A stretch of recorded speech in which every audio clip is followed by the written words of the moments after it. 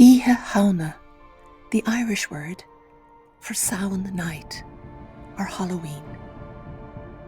Samhain marked one of the 4 great festivals of the Celtic year and the start of winter. For our ancestors, it was a time charged with supernatural activity. It was believed that the ghosts of the dead and the Oiche, the fairies, walked the landscape on Oiche Shamhna. Certain customs were practiced to welcome those returning spirits.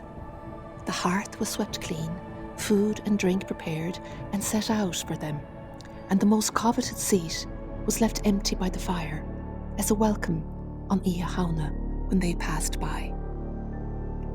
People gathered to play games, clasanna, in the houses on Oiche Shamhna and carved faces into turnips, which was the original carved pumpkin that we see today. Many Halloween customs practiced today throughout the world have their roots in Irish traditions at Samhain. On November 1st, it's Lán na Marbh, All Souls' Day, so Samhain is a time of year to not only celebrate the sense of mystery and the uncanny, but also to pause at this threshold time as we enter the winter darkness, and a time to remember the ancestors. Oiche Shamhna.